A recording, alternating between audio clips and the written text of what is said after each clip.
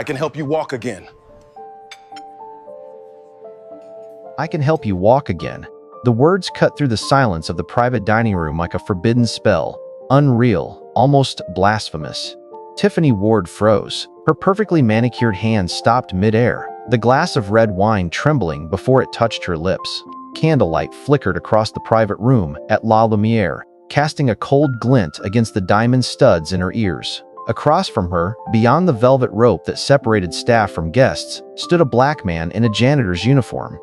He held a mop loosely at his side, but his dark, steady eyes carried no trace of pleading or timidity, only an unshakable sincerity. Tiffany tilted her head, her lips curling into a slow, disbelieving smile. "Did you just say what I think you said?" The man leaned the mop against the wall, stepping forward once. "I want to help you walk again." The music from the main dining hall faded. The hum of New York traffic outside dissolved into nothing. All that remained was the taut silence between the two of them. Tiffany laughed, sharp and clipped, not the polite laugh of high society, but the kind that cut like glass, the kind that belonged to someone used to power. "You're a janitor. You think you can replace doctors with bleach and a mop bucket?" The man didn't flinch. He stood tall, his presence filling the room. "No, I can give you something they never have." "And what would that be?" Tiffany reclined into her custom wheelchair, a symbol of bitter irony wrapped in luxury.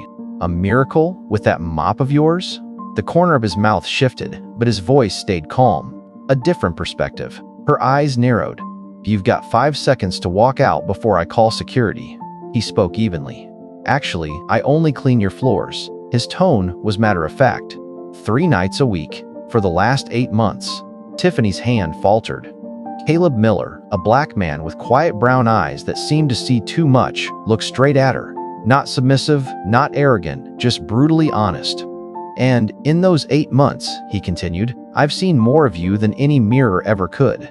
Her fingers hovered over the call button for the waiter, but Caleb's voice stopped her. "You pretend you can't feel your legs, but they move when you're angry. Quick, subtle, almost hidden. Just now, when I mentioned walking, your left foot twitched." "That wasn't my imagination." Her hand froze. "I'll call someone," she whispered. Caleb shook his head. "I didn't come here to blackmail you." "Then you came here to insult me? In my own domain?" Her tone was ice. He exhaled softly. "No, I've seen someone I love crawl back from a place darker than this. And I know there's a way out." For the first time, Tiffany's composure faltered.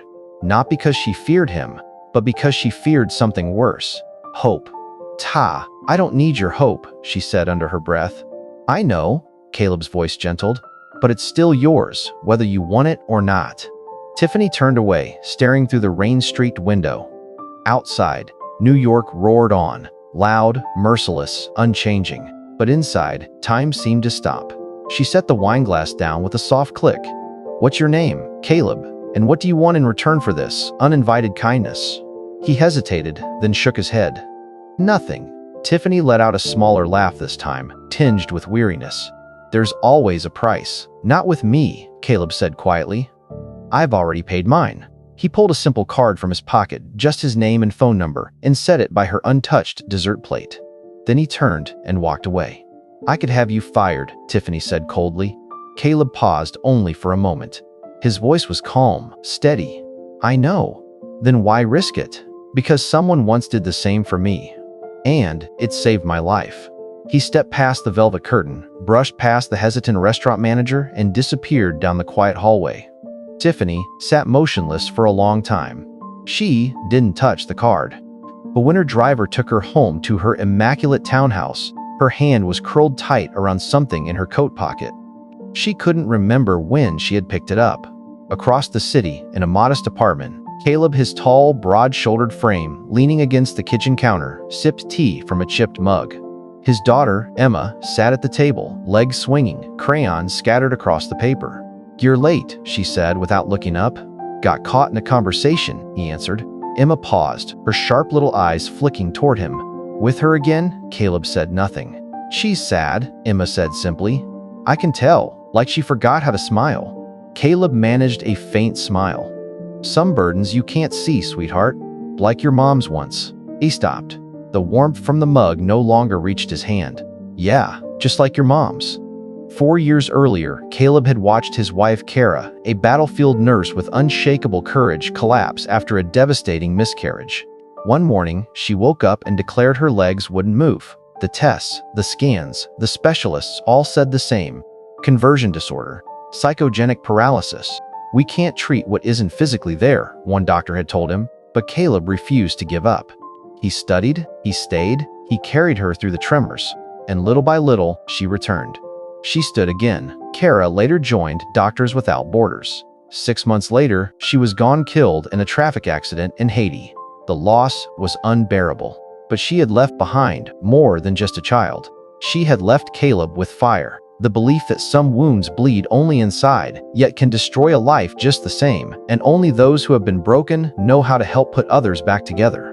And Tiffany, that night, returned to her cold, flawless, smart home, perfect to the point of emptiness. She stopped in front of the mirror, her posture immaculate, her hair styled, her dress impeccable, but her eyes lingered only on her legs. "Reflexes," she muttered bitterly. "What does he know?" Yet something stirred in her chest, hard to name. Not anger, something more dangerous. Recognition. Deep down, Tiffany knew Caleb Miller wasn't wrong. And scarier still was that he had spoken aloud what no one else had ever dared. For years, she had built an empire, fought ruthless legal battles, led industries worth billions. Yet in a single moment, Caleb hadn't seen her as broken. He had seen her as whole, as someone who could still rise. And that shook her to her core. He had called it a different perspective. Tiffany wheeled herself urgently through the lobby, heading for the one place where she still felt some control, her office, at least on paper. On her desk, the photo of Harrison remained, the man who had once been charming, brilliant, and cold to the point of cruelty. The night she fell, the so-called accident that changed everything, he didn't take her to the hospital. He simply called for a private car and went back to dinner with 2 board lawyers. 3 days later, he moved out. 2 weeks after that, divorce papers landed on her desk. She could still picture the MRI scan. No spinal cord damage, no broken bones. The doctor had said, "You can walk," but she didn't. Not because her body refused, because her spirit had shut down. 2 days later, Caleb was back on his regular shift. He pushed the mop bucket across the marble-tiled lobby, earbuds in, but no music playing. He liked the rhythm of it, the ordered chaos, so much like the field hospitals of his past, outwardly calm, inwardly a storm. He hadn't expected to see her again, but close to 9 that night, the manager pulled him aside, hesitant. "There's a request from the VIP guest. She insists on you. Otherwise, she'll leave." Caleb frowned, but untied his apron and stepped into the room. Tiffany was already there. Still elegant, still regal, but her eyes were different, softer, and somehow more dangerous. "You asked for me?" Caleb kept his distance. She nodded. "I have a few questions." Her gaze drilled into him, not like an employer screening an applicant, but like a scientist testing a volatile chemical. "That woman you couldn't save, did she forgive you?" The question struck deep, but Caleb didn't flinch. "She didn't need to forgive me, because she saved herself. I just held the light so she could see the door." Tiffany turned her head, jaw tight. "And if I try and fail?" Caleb stepped closer, voice steady. "Then we try again. And if I fall, I'll be there. I'll be there. And if I hate you for digging up things I don't want to face?" Caleb smiled, calm and unshakable. "I'll still be there." For the first time in 5 years, Tiffany spoke 3 words that made her shiver. "All right, begin." On the first day of training, Caleb rolled out a yoga mat in a sunlit room. Tiffany crossed her arms, wary. "You have a lot of rules. I don't like surprises," she snapped. "I'm no magician, just a janitor with some memories," he said softly. Not quite a laugh, but the corner of her mouth twitched. Tiffany wheeled closer, still in her blazer and slacks, as if this were a board meeting, not therapy. "Rule 1. You don't touch me without permission." "Of course." "Rule 2. No pity, never." "And finally, if I say stop, you stop. You stop." Fair." Caleb opened his bag, laying out resistance bands, a mirror, towels, and an old leather journal. Tiffany arched a brow. "What's that?" "My wife's journal. She wrote down every fear, every step forward. I thought it might remind you you're not alone." Tiffany looked at it as if it were poison. "She made it through?" "Yes." Then she went all the way to the forests of Haiti as a volunteer doctor. A silence fell. And then she died there, Tiffany whispered. Caleb nodded slowly. Yes, but not in this chair. And not in fear. They began with breathing. Tiffany frowned. I don't need meditation. Caleb only smiled. No, but your body has forgotten what safety feels like. Breathing helps it remember. She stared at him for a long moment, then closed her eyes. He watched every small twitch in her fingers, every slight tremor in her foot under the sunlight. The armor was starting to crack. That night, alone in her house, Tiffany felt a shift. Not relief exactly, not warmth, just less hollow. She wheeled into her office, shelves stacked with contracts, economic theories, tech reports. But her eyes stopped at the old wooden box, her father's toolkit, her violin lying dusty inside. She hadn't touched it since choosing the path of power. Her hand trembled as she reached, then pulled back, pouring bourbon instead. A second later, she pushed the glass away. I'm changing, she whispered. At the next session, Caleb noticed something gone. No blazer, no heels, just a white t-shirt and simple yoga pants. He didn't comment, only nodded. They began again with breath, then light movements, then the mirror. Why the mirror? So you can see yourself healing. I hate mirrors. Then we'll start there. After a pause, Tiffany whispered, Do you want to know what really happened? Caleb met her eyes. Only if you want to tell it. She looked straight into her reflection, voice raw. I didn't fall. I jumped. The room froze. I didn't want to die, she continued, eyes wet. I just wanted him to stop treating me like furniture. Caleb stayed silent. Tiffany nodded heavily. My husband, he loved the company, the spotlight. And me? Just a decoration he could replace. After the jump, he didn't even come to the hospital. Just sent flowers and a lawyer. Caleb rested his hands on his knees, gaze unwavering. That's not your shame to carry. Tiffany gave a dry laugh. Tell that to the voice in my head for the last 5 years. Caleb leaned forward, voice low but firm. Tiffany, you didn't lose your legs. You gave them up, and that means you can take them back. That night, Tiffany sat at her grand piano. She hadn't touched it since the week before her fall. The black and white keys were dust-free but silent. She looked at them as if they might burn her. Then, slowly, one note rang out. Then, another. Then a third. The sound filled the halls, echoing against glass, stone, steel. And with her eyes closed, Tiffany no longer saw the wheelchair. She saw herself at 19, barefoot, laughing, playing music in a college dorm while her roommate sang off-key beside her. For the first time in years, Tiffany didn't see herself as broken, only unfinished. The park that morning was nearly empty, veiled in a thin mist like watercolor strokes softening the trees. Autumn had begun to scatter its palette along the path, bright orange, golden yellow, the rusty brown of tired leaves about to let go. Tiffany Ward sat quietly beneath an old elm, her wheelchair parked near the duck pond. The chill didn't make her shiver. She wore it like armor, thick wool coat, gloves, sunglasses, though the sun barely showed. She told her assistant she needed fresh air. She hadn't admitted she hoped to see him. In the distance, Caleb Miller, tall, strong, steady, was running uphill, his daughter Emma bounding beside him, one hand gripping her father's jacket, the other dragging her worn-out doll named Lucy. Just 10 more minutes, Dad, the girl begged. Lucy needs fresh air too. Caleb laughed. That doll even knows what cold is? Emma tilted her head. You fix people's sadness, but you don't understand dolls at all. Their laughter carried. Tiffany heard it before she turned. She recognized that voice instantly. The night he said, "Then we try again," still haunted her dreams. Caleb saw her first. He slowed down, not wanting to intrude. But Emma was already running toward Tiffany, clutching Lucy tight in her arms. Tiffany lifted her head and met the girl's bright, unguarded eyes. I know you, Emma said with excitement. Tiffany raised a brow behind her sunglasses. Do you? You had dinner with my dad once. At that fancy restaurant. Dinner? Tiffany gave a small, incredulous laugh. Emma nodded seriously. You sat, and he mopped. Caleb hurried over, breath heavy from running. She doesn't usually talk to strangers, he explained. Emma held Lucy up. She says you need a friend. Tiffany studied the worn doll, the mismatched button eye, the stitched ear, the faded ribbon tied where hair should have been. Ugly in a way, but strangely familiar. Did something happen to her? Tiffany asked. Emma shrugged. She's been through a lot. Why not get a new one? Tiffany asked, genuinely puzzled. Emma frowned, almost offended. Because she knows my secrets.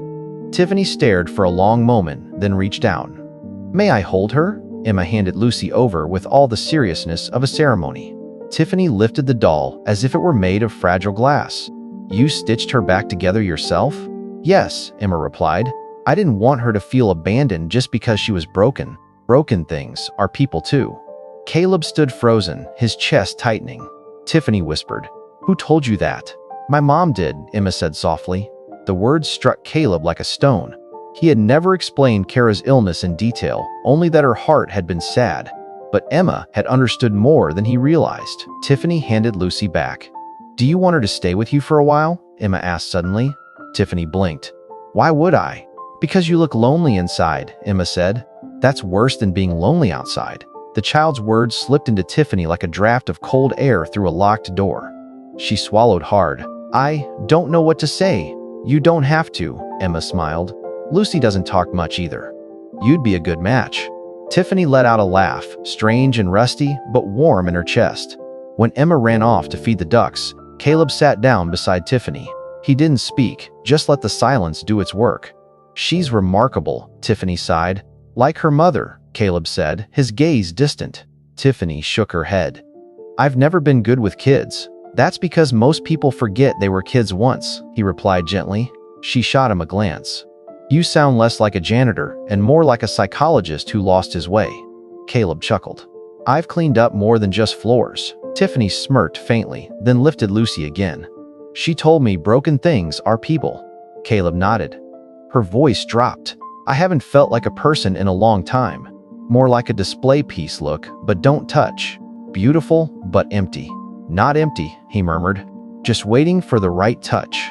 That night, Tiffany placed Lucy on her bedroom windowsill. It looked absurd, an accomplished woman beside a ragged doll. But when she drew the curtains and turned off the light, the room didn't feel so hollow. In the darkness, she whispered, Maybe broken isn't the end. The next morning, her voice was sharp. You're 5 minutes late. Caleb shrugged, setting his bag down on the mat. Traffic. This isn't a bus stop. It's my home. Would an apology make you feel better? No. I want you to respect my time. Caleb nodded. Fair. He rolled out the mat. So, what's it going to be today? Sarcasm or training? Tiffany narrowed her eyes. I'm not here to be mocked. And I'm not here to be controlled. Let's meet in the middle. Remember why we're here. You think I've forgotten? No. I think you're afraid. Her fingers tightened against the armrest, though her voice stayed cold. Begin. The session started slowly. Move your toes, Caleb instructed. I am. No, you're trying. Trying and doing aren't the same. Her eyes flashed. Why do I let a janitor insult me 3 times a week? Because I'm the only one who tells you the truth, he said with a faint grin. She shot him a glare, but the corner of her lips betrayed the faintest twitch. When he asked her to lean forward 2 inches, she exploded. I said no. I told you I can't. Caleb crouched in front of her, calm. But yesterday, your body told me otherwise. Her breath came fast.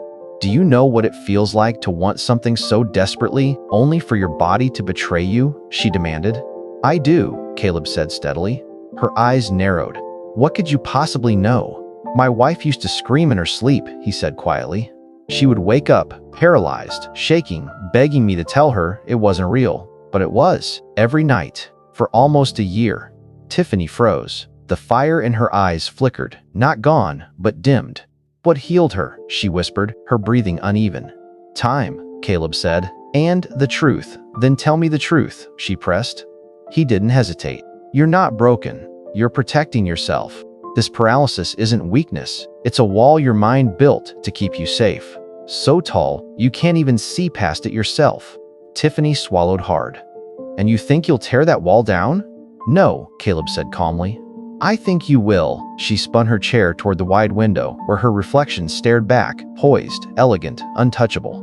But inside, she felt like a flickering light bulb. One wrong word, and she would go dark again. I don't want pity, she whispered. Do you think I pity you? Caleb asked softly. He shook his head. I don't pity you. I see you. And if that scares you, it's only because no one else has had the patience to look that long. The words pierced deeper than any therapy session ever had. When Caleb left, Tiffany remained still, her heart racing, her legs unresponsive. She hated him, hated how he saw through her armor, hated that he pushed her further than any doctor had dared. But most of all, she hated the secret part of herself that wanted him to keep going. That night, Tiffany dreamed she was standing on the roof of her childhood home in Vermont. The sky was painted lavender, the wind gentle. Her father stood beside her, laughing as he handed her a hammer to nail down a loose shingle. "You're stronger than you remember, Tiff," he said. "You just forgot where you put that strength." She woke drenched in sweat, tears streaking her face. For the first time in years, she whispered into the dark, "Don't leave me." The next morning, Caleb arrived 15 minutes early. Tiffany opened the door herself. No assistant, no driver. Caleb raised a brow. "Am I hallucinating, or did the queen just open her own door?" "Don't get used to it," Tiffany replied, but a faint smile tugged beneath her defiance. He noticed the blazer was gone, the heels too. She wore leggings, a thin cardigan, her hair tied simply, no armor, just a woman. "I think today," she hesitated, then exhaled. "We try the floor." Caleb blinked. "Are you sure?" "No. But I'm tired of this chair pretending to be my throne." Caleb drew a deep breath. "That's the first step, bringing down the lie." Tiffany trembled as she shifted away from the wheelchair. When Caleb moved to steady her, she shook her head. "Let me try first." He stepped back. And for the first time in half a decade, Tiffany Ward moved on her own. Not far, not fast, but forward. She lay on the mat, eyes closed, breath ragged. Late light streamed through the window, casting long lines across the wooden floor. "What do you feel?" Caleb asked. Tiffany gritted her teeth. "Humiliation," then, hesitantly, "tightness in my lower back, my thighs." Caleb nodded. "That's progress. That's pain. That's proof. That's proof. Muscles that don't work don't know what tension is." Tiffany opened her eyes, staring at the ceiling. "Are you implying I've been faking all these years?" "I'm saying your mind wrote a story and your body believed it." "You think that makes me feel better?" she snapped. Caleb's tone stayed calm. "I think it proves you're not powerless, and that scares you more than the chair ever did." Tiffany's glare cut into him. "You don't have the right to say that." "I do," he said, gentle but firm, "because I saw the same fear in my wife's eyes. And I stood right here, waiting to be pushed away, because for many people, healing is scarier than pain." "You keep saying she got better," Tiffany whispered. "But what if I'm not her?" Caleb looked into her. "You're not. You're Tiffany. And the fact that you're still here, that alone proves some part of you knows this isn't the end." That session was tense. Tiffany spoke little, sharper than usual, slow to respond. "You're shutting down on me," Caleb said as he gently stretched her legs. "It's nothing. That's a lie," she sighed. "Fine. I saw an article this morning. Tiffany Ward's $1 million car, fashion or fantasy?" Her voice broke. "They mocked me again. They don't care what I've lived through. They just want blood." Caleb leaned in. "Then give them silence, not surrender." Tiffany turned away. "To them, I'll always be a joke in heels. They'll see what you show them." "And what do I show them?" she choked. "That I hid for 5 years behind marble and leather, letting the world believe I was untouchable, when really I was shattered." Caleb lowered his voice to a whisper. "Show them you're not afraid to begin again." That night, Tiffany sat at the piano, fingers hovering above the keys but not pressing down. Instead, she watched her reflection in the glossy wood, messy hair, dark circles, but alive. Today she had moved herself 3 inches. Small, but real.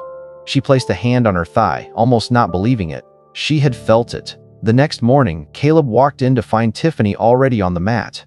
No makeup, no staff hovering, just her. He smiled. "You're early. I had a nightmare," Tiffany said. He paused. "Want to tell me?" "I dreamed I was walking, but no one noticed. As if I fought all that time to stand, and still I was invisible." Caleb sat beside her. "What do you think it means? That I'm afraid even if I walk, it won't matter? That I'll still be alone?" Caleb whispered. "You won't. How can you be sure?" "Because the people who see you now, they're not looking at your legs," Tiffany whispered. "Thank you." "For what?" "For not turning away. That day's training was different." Tiffany was focused, less defensive, more determined. Caleb placed a towel under her foot, asking her to pull it back. Her jaw clenched, and the towel shifted. "Do it again," he said. She repeated, Again, again. By the fourth time, her breath came hard, tears in her eyes. "I didn't think I could," she sobbed. "But I did," Caleb answered. Tiffany lifted her gaze, stripped bare, fragile but shining. "It's been so long since I felt my body fight for me," she whispered. "Because you just gave it permission," Caleb said. That night, Tiffany opened a drawer and pulled out an old photo, her and her father. He was laughing, his arms slung around her shoulders, tool belt at his waist. She was barefoot, in paint-smeared overalls, face glowing like she held the whole world. She stroked the photo gently, whispering, "I'm still here." But just as the light flickered, the dark pressed in. Her phone lit up. A message from an unknown number. "You think you're a hero?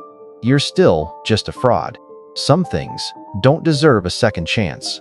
Tiffany read it, her heart sinking, her legs suddenly heavy as chains. She skipped practice. Not once, but twice. By the third day, Caleb stood outside her townhouse, hands in his coat pockets, eyes lifted to the cold windows. He pressed the bell once, then twice. Silence. No footsteps echoed across the marble floor that had once gleamed every Monday morning. Something was wrong. Not the loud kind of wrong, but the quiet kind, heavier than any scream. Inside, Tiffany sat in darkness, curtains drawn, her phone face down, its screen lighting up dozens of times. Messages from Caleb, from her assistant, and even one she suspected was from Emma. But Tiffany didn't move for 2 days, frozen on the sofa. Since the moment she read, "You think you're a hero? You're just a fraud." Those words weren't just hatred, they cut into her deepest fear, that even at her most honest to someone, she was still just an act. A performance in a $15,000 chair. A woman who once could walk, but chose not to. A woman who once led an industry, but hadn't led herself in 5 years. The next day, Caleb returned. This time, he didn't ring. He waited. And then, close to 10 in the morning, the door creaked open. Tiffany appeared in a robe, pale, hollow-eyed, but standing. Her legs rigid as steel, clinging to the doorway, but standing. "What are you doing here?" her voice rasped. Caleb inhaled. "Because I didn't come this far just to be a before and after photo in your life." Tiffany shivered faintly. He didn't apologize. She turned away. "I'm not doing this anymore." "Why?" he asked. Tiffany hesitated, voice soft but heavy as lead. "Because I'm afraid it all means nothing." Caleb stepped inside, shutting the door behind him. He didn't move closer. "You're afraid of the wrong thing," he said. "Oh, enlighten me," she shot back. "You're afraid of being meaningless. But what you should fear is never daring to try again." Tiffany's eyes reddened. "They don't know me. They don't know what I've been through." "Then show them," Caleb said. "I tried," she cried. And immediately, someone reminded me the worst chapter of my life still defines me. Caleb sat across from her. "Tiffany," his voice was deep and steady. "We don't get to choose who haunts us, but we do get to choose who we believe." Tears slid down Tiffany's cheeks. What if the one haunting me is myself? The silence that followed was heavier than words. Caleb nodded slowly. "Then we'll teach that voice a new way to speak." That day, they didn't do physical therapy. Instead, they sat cross-legged on the floor, facing each other. Caleb pulled out his late wife's old journal, flipping to a page marked with a crease. "She wrote this 3 months before she stood again," he said. Tiffany leaned closer, listening. Caleb read aloud. "Today, I felt a movement. Just one. But it was mine. Not the doctor's, not the diagnosis. Mine." And it whispered, "You're still here." Tiffany closed her eyes. "I'm exhausted from being turned into a symbol." "Then don't be one anymore," Caleb said with a half smile. "Just be human again," she gave a dry laugh. "That's the hardest thing anyone's ever asked of me." "No," he said softly. "It's just the first honest thing." That evening, as Caleb prepared to leave, Tiffany stood in the doorway. Her hands still braced against the wall, her legs trembling but stronger than before. "Caleb," she whispered. He turned. "If I fall again, I'm afraid I won't be able to get back up." His eyes warmed, a comfort that reached her even from a distance. "Then, I'll sit with you until you're ready to try again." That night, Tiffany stared at herself in the mirror for a long time. No makeup, no polished armor. Just skin, tired eyes, and the faintest flicker of hope. So fragile it seemed it could vanish at any second. She opened her contacts, blocked one number. Then she typed another. "Tomorrow, 9 a.m., I'm ready." The next morning, the piano room felt transformed. The curtains were drawn wide, sunlight pouring in, the practice mat already laid out. Tiffany was waiting. When Caleb walked in, she said only, "I dreamed I was standing in front of a crowd." I was shaking, hating their eyes on me. But then, a hand reached out. Not to applaud, just to hold mine. And when I looked up, it was you. That session, she didn't just move. She fought. Her hands shook, her knees locked, her breathing ragged. But when Caleb said, "Push," she pushed. When he said, "Breathe," she obeyed. And when he whispered, "You are not a fraud," her tears broke free. Not from weakness, but from something sacred breaking open inside her. And beneath the ruins, she found herself again. Not a statue, not a headline, just Tiffany, alive. The day dawned clear, the sky a slate blue canvas of calm. Inside the townhouse, sunlight streamed through tall windows, as if waiting for this moment. Tiffany sat cross-legged on the mat, hair tied carelessly, sweat shining on her brow. "I couldn't sleep," she admitted, "so I started early." Caleb smiled. "That doesn't surprise me. Hope tends to get noisy after being silent for too long." She shot him a look. "Do you practice lines like that in front of the mirror?" "No," he chuckled. "I live with a 7-year-old philosopher who sleeps with a half-blind doll and says broken things are still worth keeping." Tiffany laughed, genuine this time. "That kid might be wiser than both of us." "She is," Caleb said softly. They began with small movements. Micro tremors in muscles, subtle pulls others wouldn't notice, but Tiffany felt everything. Every fragment of muscle memory, every flicker where once there had only been emptiness. Caleb watched carefully, worried she might collapse, but she pressed through. Once, when he reached to steady her, she waved him off. "Let me fall if I have to. I need to know I can catch myself." He stepped back, watching as she wavered, then righted herself. Just a small balance, but enough to bring a sunrise of a smile across her sweat-streaked face. That afternoon, they stretched side by side on the floor, sipping water. Tiffany looked down at her bare legs and whispered, "I don't know who I am anymore." Caleb met her gaze, his voice certain. "I do. You're not CEO Tiffany Ward. You're not victim Tiffany Ward. You're Tiffany becoming." Later, they stepped out onto the balcony. Tiffany had installed a small pool. "If I'm going to learn to stand again, I want a place where falling doesn't hurt," she explained. Caleb nodded, impressed. "Smart." "No," she corrected, liberating. She slipped into a black swimsuit, her body stronger from weeks of work, her hands gripping the edge of the pool. Caleb stayed outside, giving her space. "Water remembers what we forget," he said. "How to float, how to move without fear, how to feel light again." Tiffany closed her eyes and let herself sink into the water. It embraced her. Then her legs began to stir, at first weak, then stronger, flowing, almost free. "Do you see?" she cried out, laughing through tears. "I'm swimming." "Yes," Caleb said with a smile. Tears welled in her eyes, but she didn't push them away. "I've forgotten what it felt like to live in my own body." She turned toward him, her voice trembling but bright. "Now I feel like I'm no longer borrowing someone else's life." That evening, inside a glass-walled room glowing with sunset, Tiffany handed Caleb an envelope. He opened it, a handwritten letter to Emma from the woman who once scoffed at dolls, until one old doll saved her life. At the bottom, "P.S. Lucy's new ear is holding up beautifully." Beneath the letter lay a check made out to the Hope for Families Foundation, the nonprofit Caleb had once dreamed of starting but never could. The amount was staggering. It was everything. Caleb froze. "I can't accept this." Tiffany smiled calmly. "You already have. Every time you walked into my home and refused to give up on me." He shook his head, voice breaking. "Tiffany, this isn't charity," she cut in. "It's gratitude." "Gratitude for what?" She looked straight at him. "For showing me I wasn't paralyzed.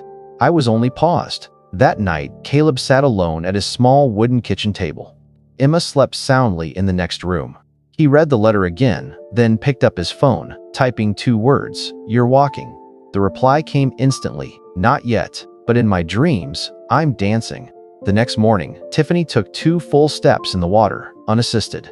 Her smile, through tears, wasn't for reaching the end, but for finally beginning at the right place. The gala that night glittered with wealth and spectacle.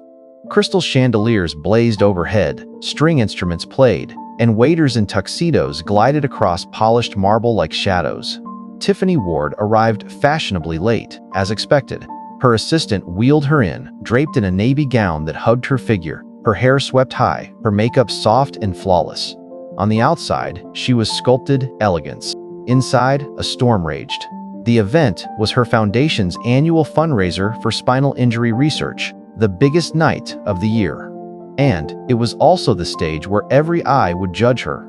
At the back of the grand hall stood Caleb, a black man in an ill-fitting borrowed suit. Yet the awkward fit only made him seem more real than the polished elites surrounding him. Emma clutched his hand, wearing a simple blue dress, her mismatched socks peeking beneath the hem, and a glittery name tag that read, Hope. "Daddy," she whispered, tugging his sleeve. "She looks like a queen." Caleb smiled softly. She always was. In the middle of the gala, Tiffany was invited to speak. Everyone expected a polished, icy speech written by her assistant, but Tiffany stopped her assistant's hand as she offered the microphone. "No, I'm going to walk." The ballroom erupted in shock. "Are you certain, ma'am?" the assistant whispered. Tiffany simply nodded. "Yes." Then she placed both hands on the armrests of her chair and slowly rose to her feet. The room fell into absolute silence. Time turned to glass. 1 second, 2 seconds. Then, the sound of her first step echoed across the stone floor. Then a second. The click of her heels, shaky but resolute. Tiffany made her way to the podium, her body rigid but her back straight, her head high. In front of her sat bankers, surgeons, tech billionaires, the same faces that had once regarded her as nothing more than a display piece. Tiffany adjusted the microphone and allowed a small smile. "There was a time," her voice rang out clear, "when I believed standing still was strength." The audience held its breath. But standing still is not strength. It is fear, dressed up in silk and marble. Her gaze swept the crowd. "I spent 5 years in a wheelchair. Not because I couldn't walk, but because I was afraid of the cost of trying. I built walls higher than recovery itself. I turned pain into elegance. I turned silence into dignity. And it almost killed me." Her words sliced through the audience like a blade. Her hands clutched the wooden podium, trembling, but her voice did not break. "Tonight, I don't stand before you as a philanthropist, or a CEO, or a survivor. I stand as a woman who has just remembered her true name. Not the one printed in magazines, but the one that answers in the stillness when only hope dares to call." She drew a long breath. "If I leave you with anything tonight, it's this: healing doesn't need permission. It only needs one moment of courage, reckless enough to try." The ballroom exploded. Thunderous applause, tears, the crowd rising to its feet, but Tiffany heard none of it. Her eyes were fixed only on Emma, waving excitedly, and on Caleb, his lips mouthing, "You did it."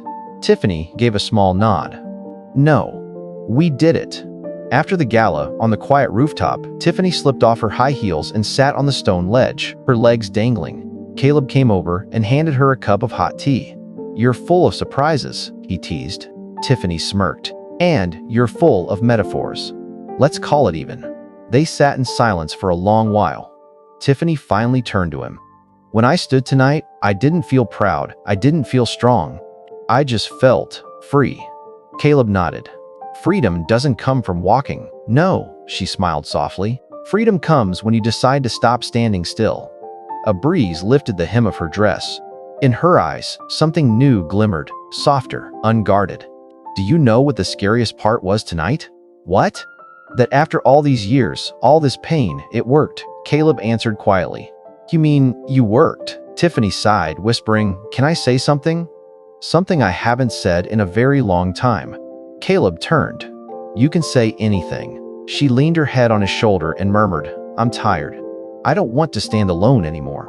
3 days later, the video of Tiffany Ward standing went viral around the world. That moment of complete silence in the ballroom, followed by her trembling but unbreakable speech, it was no longer a performance, but a resurrection. Headlines blared, "From wheelchair to warrior, Tiffany Ward stuns the world." But to Tiffany, the applause mattered less than the silence afterward. She sat in her glass-walled office, barefoot, curled in a chair, no makeup, sipping coffee from a chipped college mug. The world roared outside, her inbox flooded with invitations, her foundation drowning in donations. Yet her eyes stayed fixed on a single message from her mother. You stand taller than ever, and you don't need heels. I'm proud to have found the daughter I thought I lost. Tiffany read the words in stillness, letting them sink into a place untouched by therapy. That afternoon, she went to see Caleb at the small volunteer center where he worked, the Hope Center. Her steps were unsteady, but this time, they weren't for escape. They were for continuation. The Hope Center still operated out of a borrowed church basement until their main building was finished. As Tiffany entered, cane in hand, not for support, but for rhythm, Caleb looked up and smiled. You're early, Tiffany answered simply. I'm learning not to make the world wait on me. He chuckled. Still dramatic though. Old habits, she smirked. They walked together through the bare space, dusty floors, scratched wooden chairs, peeling paint. But light streamed through the windows, and warmth seeped from the worn walls, something money could never buy: purpose. Caleb pointed toward a small room where a teenage girl in a neck brace was laughing with a nurse over a puzzle. She hasn't smiled all week. Until now. Tiffany looked around, her voice steady. What would it cost to build something permanent? Caleb raised his brows. More than a viral moment, Tiffany turned, her eyes bright. Good thing I don't live just for moments anymore.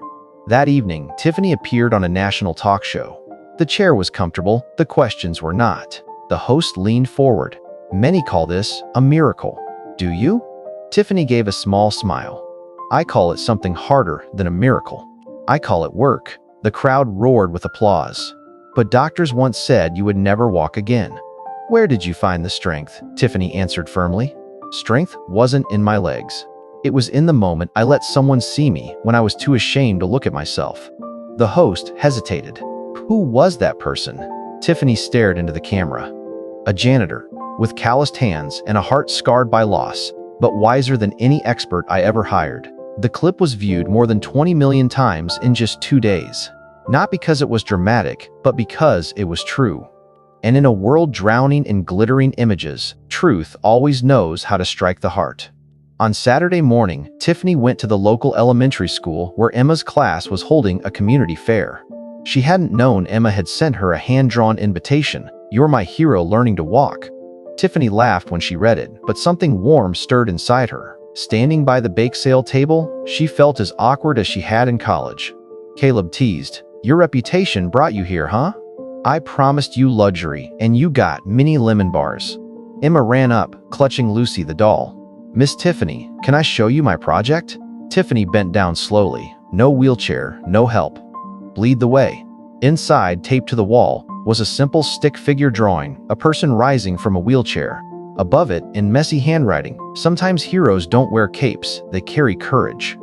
Tiffany froze, hugging Emma tight before the tears could fall. When the event ended, Tiffany and Caleb walked side by side along the quiet sidewalk. The sunset painted the sky in soft flames of orange and gold. Out of nowhere, Caleb asked, "Do you regret it? The speech? The spotlight?" Tiffany shook her head gently. "No, I only regret staying silent for so long. You've changed a lot." "I haven't changed," she replied softly. "I just stopped hiding." At the car, neither of them moved to get in. Tiffany turned, her voice steady. "I've never thanked you. You don't have to. I need to," she insisted. "Not just for what you helped me do, but for reminding me who I am." She stepped closer, her voice dropping to a whisper. "And Caleb, I don't want to walk alone anymore." He froze. "Are you sure?" She nodded, eyes glistening. "Because for the first time in my life, I know exactly where I'm going." Without another word, she kissed him. It wasn't fire. It was sunrise. Quiet, warm, and steady. A promise of a new beginning. On the day of the Hope Center's grand opening, the parking lot overflowed with cars. Caleb stood at the edge, stunned as reporters, families with children, and volunteers poured in. "Half the town showed up," he murmured. "Maybe half the state," Tiffany replied with a smile. She stood beside him in a simple white blouse, her hair loose and shining in the morning sun. No cane, no trembling. "You nervous?" Caleb asked. "I used to be afraid of silence in a room," she said. "Now I just listen for the heartbeat." Inside, the center pulsed with life. The scent of fresh paint lingered in the air. Children's murals covered the walls. One painting stood out, a little girl holding hands with a woman rising from a wheelchair.